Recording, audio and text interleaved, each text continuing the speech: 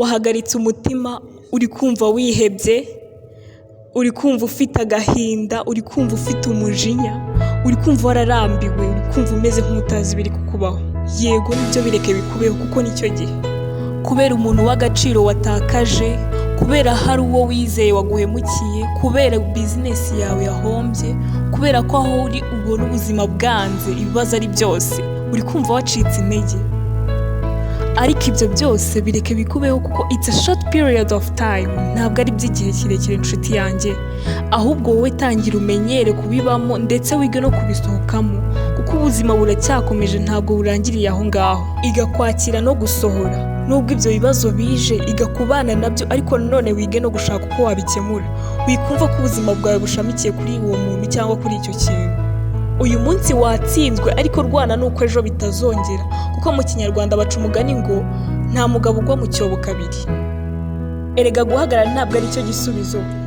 Nubwo wowe uri kumva wihebye nta kintu umaze, ariko ndakubwiza ukuri my friend, hari abantu benshi bagukeneye kandi bumva ko uri umuntu urenze. Maybe ni inshuti zawe, ni abana bawe, ni umugabo wawe, cyangwa se n'umuturanyi wawe. Mbabarira wimwereke iyo sura yijimye, iyo sura yihebye, yacitse intege, kuko uratuma bagutakariza icyizere kandi bari bakwizeye. Rwana please, don't give up. Ariko uretse nabo gusa, wikereka n'umwanzi wawe ko watsinzwe. Wituma kubona nk'umunyantege nkeya, kuko of course urabizi niko ashaka kugaragara. Kandi iyo umwanzi wawe azi aho watsikiye, niho akubita kugira ngo uvunike, noneho ntubukibasha no kugenda. Rero umwanzi wawe mwima amahirwe yo kubona aho yatoborera.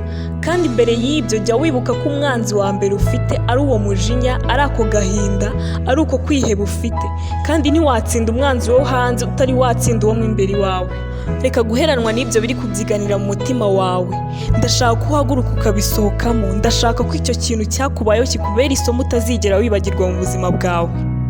Ndashaka ko utera intambwe ugakomeza urugendo, kuko inzira y'ubuzima ntabwo yari yarangira, iracyari ndende. Ikiganiro cyo ni byaba bite na Admars.